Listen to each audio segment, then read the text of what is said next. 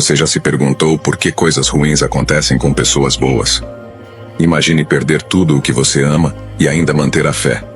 Hoje vamos mergulhar em uma das histórias mais intrigantes e profundas da humanidade, a saga de Jó. Um homem que enfrentou o inimaginável e ainda assim permaneceu firme. Nesta história bíblica do livro de Jó, encontramos um homem rico chamado Jó, que vivia numa região conhecida como Uz. Ele tinha uma grande família e possuía rebanhos imensos. Jó era uma pessoa íntegra e justa, sempre empenhado em viver uma vida moral e tinha uma relação muito disciplinada com Deus. Este homem era irrepreensível e honesto, temia a Deus e evitava o mal. Ele tinha 7 filhos e 3 filhas, possuía 7.000 ovelhas, 3.000 camelos, 500 jugos de bois, 500 jumentos e uma grande quantidade de servos. Era considerado o maior entre todos os povos do Oriente. Os filhos de Jó costumavam realizar festas em suas casas em seus aniversários. Convidavam suas 3 irmãs para comer e beber com eles. Após um período de celebrações, Jó organizava um ritual de purificação para eles. Bem cedo pela manhã, ele oferecia um sacrifício queimado por cada um, pensando: talvez meus filhos tenham pecado e amaldiçoado Deus em seus corações. Essa era a prática constante de Jó, conforme descrito no primeiro capítulo, versículos de 1 a 5. Deus destacou as virtudes de Jó para Satanás.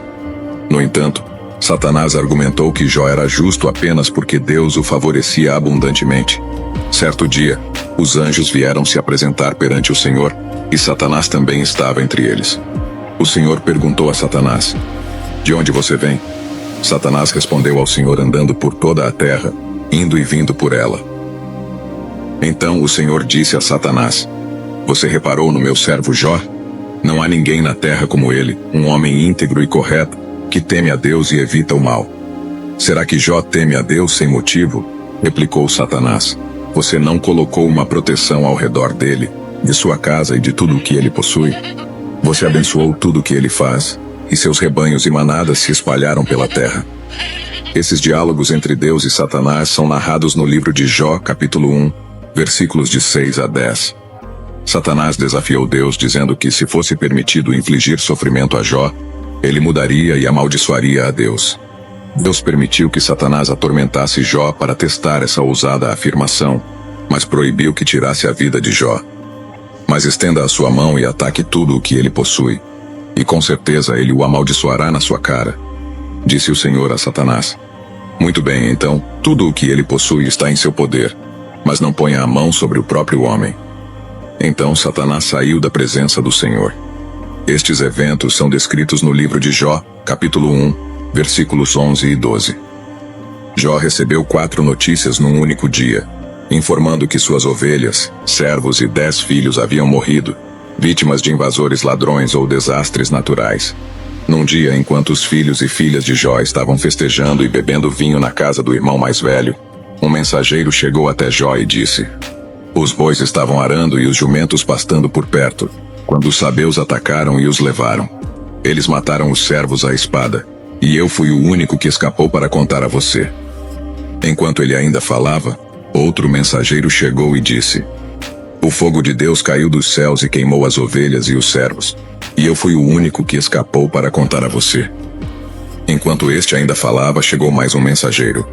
Os caldeus formaram 3 grupos de ataque e deram um ataque surpresa aos seus camelos, levando-os embora.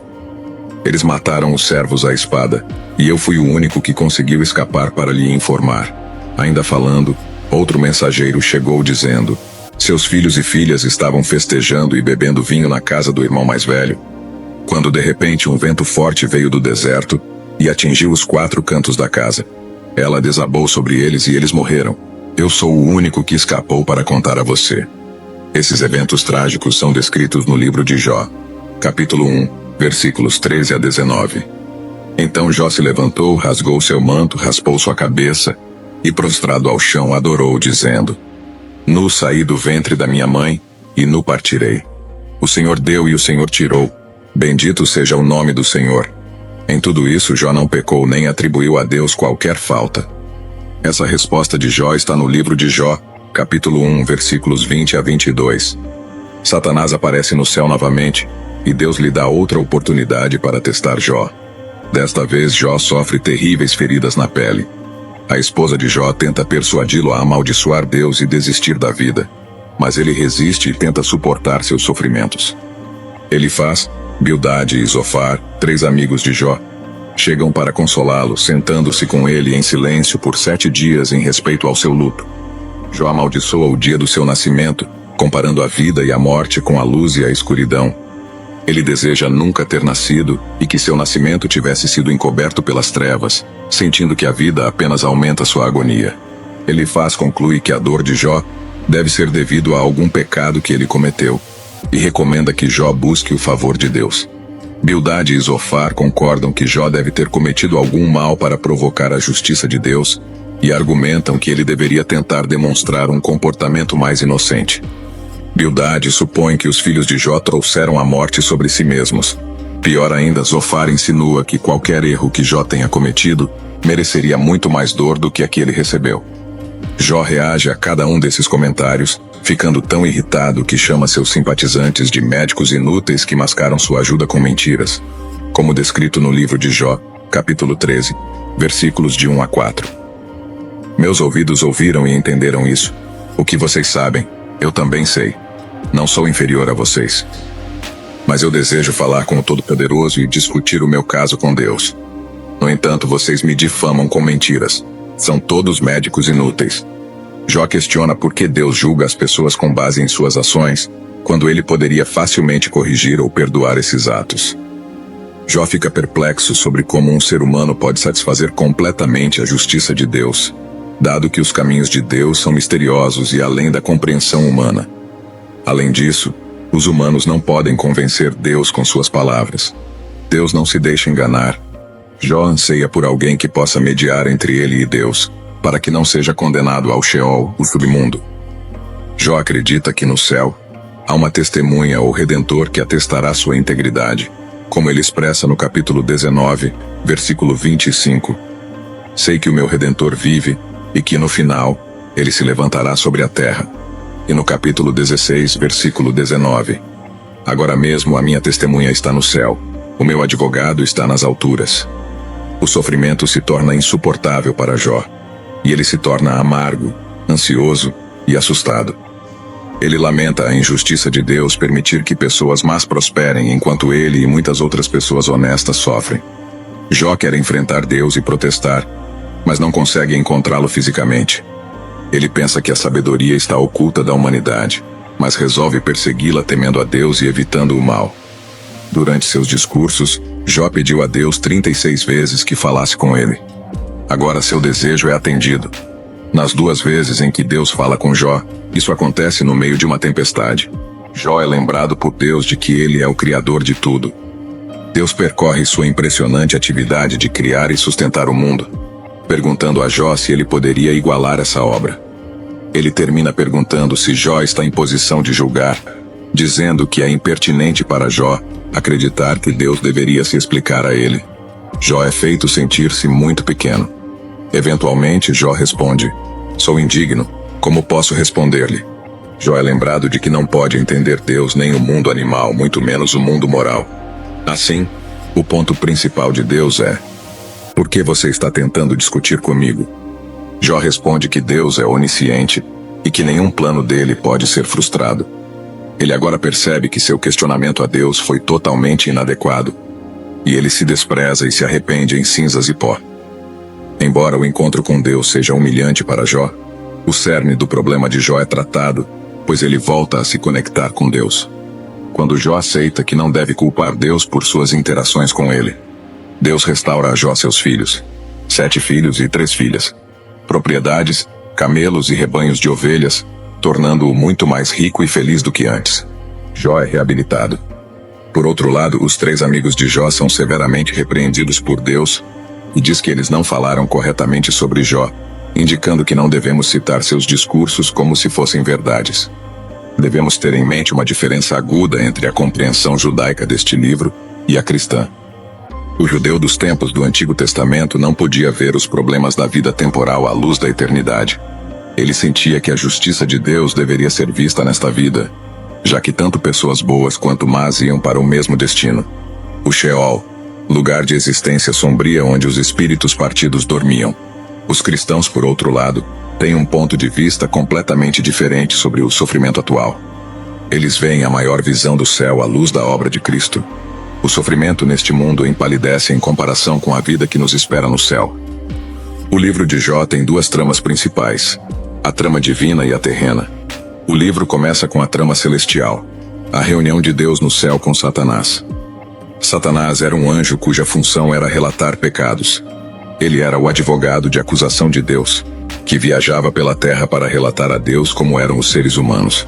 No tempo de Jó, Satanás havia se tornado tão cínico que não acreditava que alguém pudesse amar a Deus pelo próprio Deus. A trama humana, o debate entre Jó e seus companheiros, ocupa a maior parte do livro. Por que Jó está sofrendo mais do que outras pessoas? É a questão central abordada. Existem dois pontos de vista. Primeiro, os amigos estão certos de que o sofrimento de Jó é devido ao seu pecado. Segundo, Jó tem certeza de que não está pecando e protesta sua inocência. A troca é cheia de suspense, pois o leitor sabe que Jó está correto. Além da busca por explicações, todos são confrontados com uma pergunta maior. Posso continuar a acreditar em um Deus bom quando tudo parece estar dando errado? O livro de Jó oferece uma resposta a essa pergunta. Qual foi a maior dor de Jó? Isso esclarece a importância deste tópico. Foi uma confrontação física? Ele estava coberto de feridas da cabeça aos pés, cansado, exausto e em dor excruciante.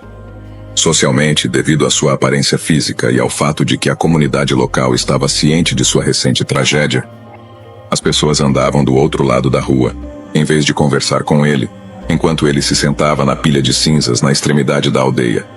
Até os adolescentes riam dele. Mentalmente, ele enfrentou a dor mental de não saber por que essas coisas angustiantes estavam acontecendo com ele, especialmente porque parecia não haver nada em seu passado que apontasse para isso. Espiritualmente, sua angústia espiritual era muito pior do que qualquer outra, pois ele se sentia afastado de Deus. Jó clamou, implorando a Deus para localizá-lo, falar com ele e até mesmo discutir com ele. Essa foi a verdadeira dor mais excruciante. O sofrimento é muito mais agonizante se acreditarmos que Deus está distante e desinteressado. No entanto, quando Jó finalmente conseguiu falar com Deus, as coisas não aconteceram como planejado. É interessante notar que na versão grega do livro de Jó, um versículo adicional foi acrescentado, afirmando que ele, Jó, ressuscitará com aqueles que o Senhor ressuscitar. Essa esperança de ressurreição nos lembra que haverá uma reivindicação final de Jó. Os cristãos acreditam que Jesus retornará para julgar os vivos e os mortos no final dos tempos. Um dia haverá uma cena de tribunal em que Jesus se sentará como juiz, e todas as pessoas más e piedosas que já viveram estarão diante de seu trono para serem julgadas de acordo com suas ações no corpo. Então, tudo pelo que Jó ansiou está prestes a se tornar realidade.